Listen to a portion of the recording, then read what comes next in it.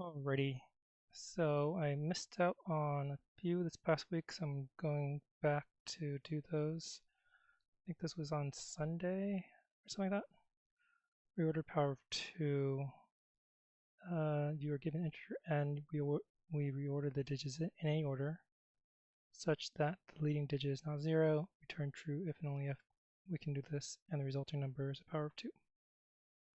So if n is 1, then you don't have to reorder, and then that's the power of 2, which is 0. N is 10, that's not a power of 2, like 8 and 16 are. Okay. So reorder the digits. I think to quickly compare digits, it would be either sort the digits and compare the sorted version of those numbers, or create like a tuple that is the frequency of each digit self and compare the tuples. I think I'm going to try the tuple method because it doesn't require sorting. So for instance, like if I have a number that is a power of 2, like 1024, I'm going to create a tuple that is the tuple of frequency of 0, 1, 2, dot, dot, dot, to 9. So that tuple would be, there's 1, 0, 1, 1, 0, 1, 2, 0, 3, 1, 4, and a bunch of zeros for the later digits. And then if I compare that with another number that has those same digits but in a different order, then the tuple there would also be the same. And because tuples can be hashed into a dictionary or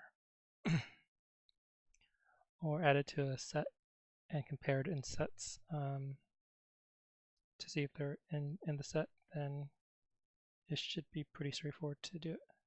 You can't really add lists to sets, so you can't, yeah. So let's go ahead and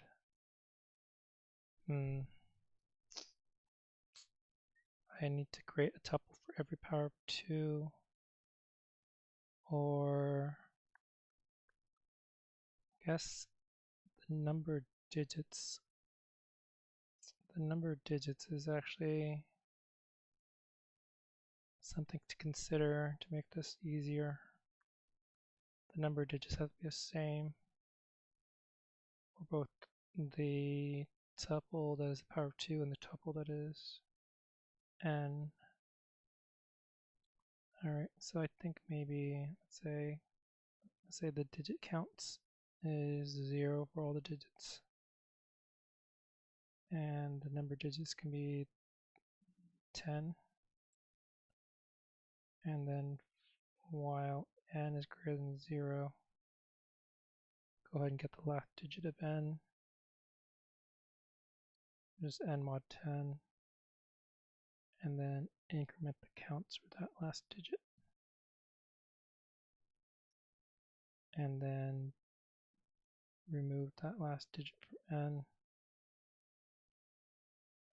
Just go ahead and just print out the counts right now, make sure that works.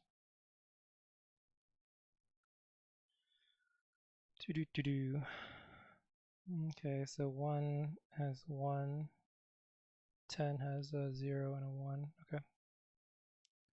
So then I'll make a n tuple, which is the tuple from the counts, I believe.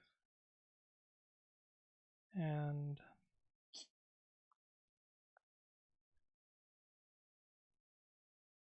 I guess I need to also keep track of the number of digits. I'll call this length. I'll call this n digits. I guess it should be initially 0 maybe. Each time I do the loop, I increment it. And then I'll go through powers of 2 until they have the number of digits Okay, so I guess maybe how should I do it? Should I multiply 2 to a number? Doesn't increase the number of digits per se. So how do I count the number of digits? So let's say the value is initially 1.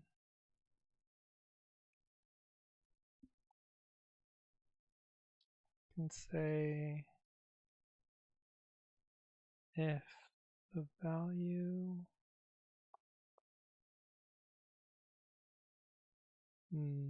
I guess I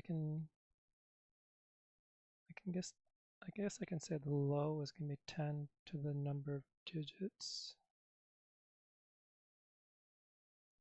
and the high is equal to 10. What is that? Number of digits or number of digits minus 1? And if the number of digits is 1, the low should be 1 or 0? 0 is like 0 digits.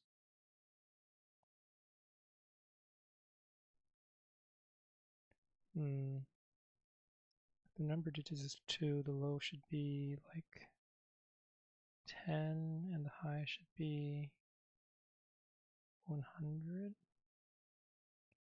So 10 is 10 to the first. So I think maybe it's number of digits minus 1. That doesn't quite work. 10 to the first is going to be 10 to the 0 is 1. 10 to the first is 10.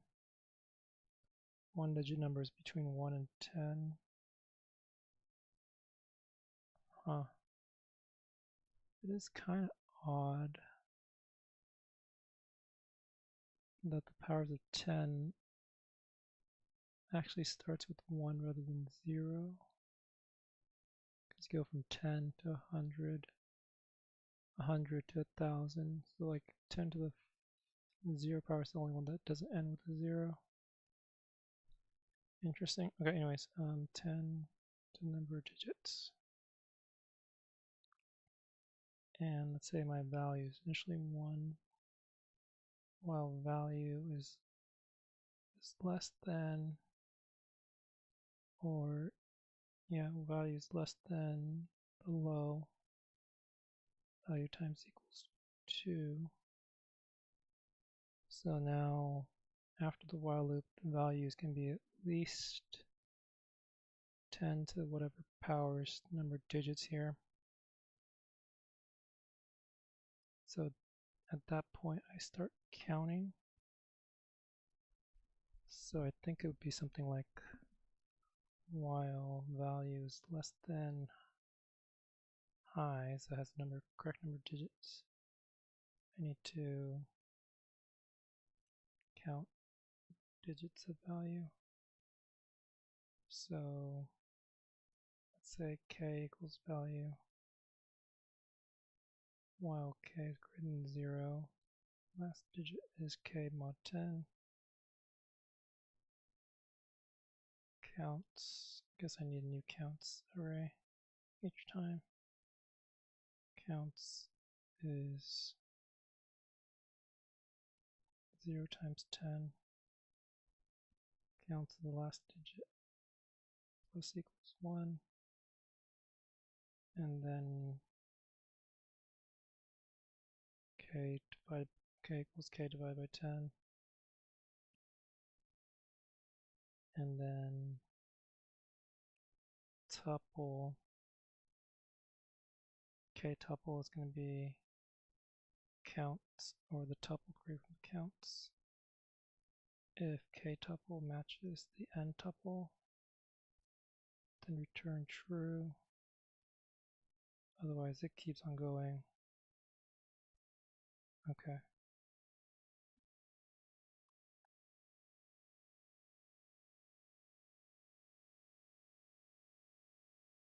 So it's going infinite right now.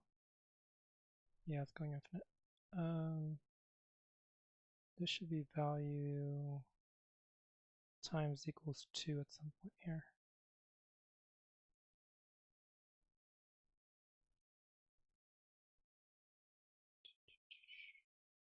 Okay.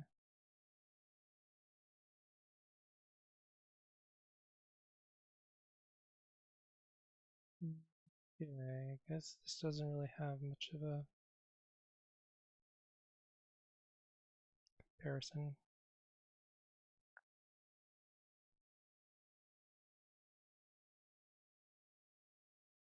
There are actually solutions that are slow here. Why does it all look like the same thing?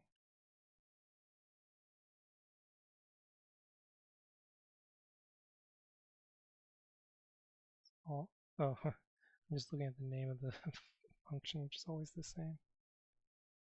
Build options. Yeah, this is not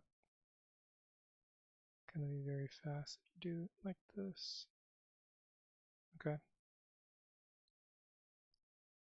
So create the counts. Create a tuple from the counts. Think about the size of the lowest number of digits. And then, okay, I think that's fine.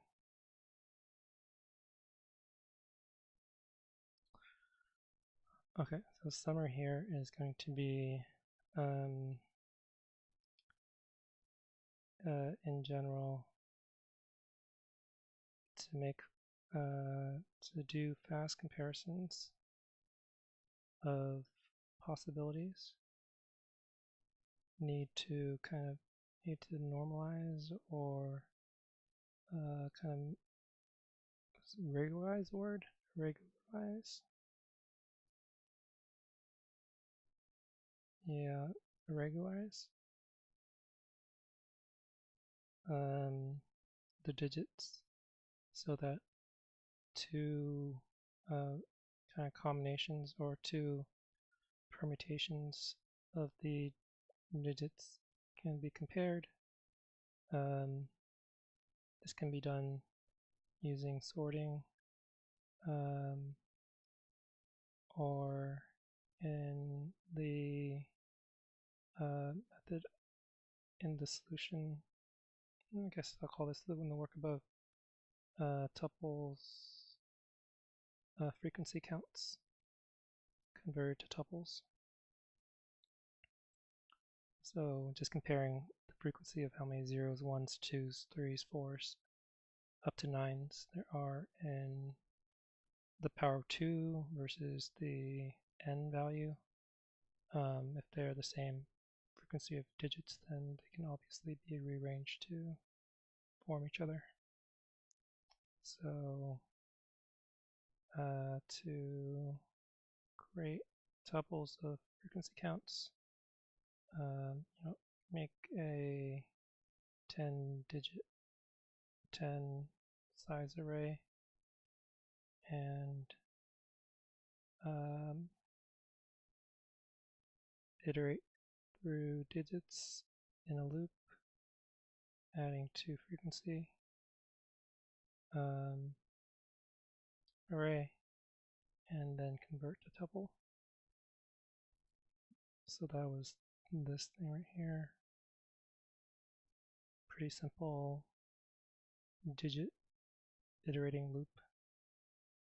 If you ever want to get through the digits of a number, you mod 10 to get the last digit, and then remove the last digit from the number by doing divide by 10. And then to compare with possible tuples formed from powers of 2, first can make more efficient by limiting or by only using the values that have the same number of digits as n. This is kind of optional,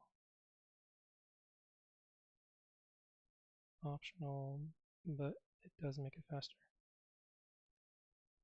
So in this case, when I did the for loop that went through the digits, had a counter for the number of digits that it was going through, and then I considered values that were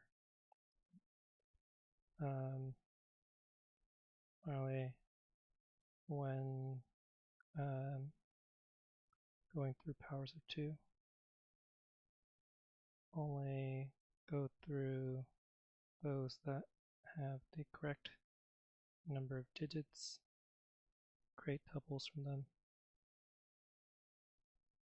and compare if too many digits, then not possible.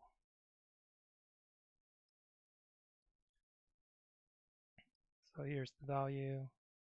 If the value has 2 little digits, then I keep on multiplying by 2. If the value has too many digits, then it's going to break, or it's going to stop the loop and go print false, or return false. Otherwise, it's going to have the correct number of digits, count the frequency of the digits of that value, and then compare. Alright, time complexity, this is going to be O of what? I think it's O of the number of digits, maybe. O of D, where D is the number of digits of n, as n is at most 10 to the 9th, can consider this O of 1 constant work.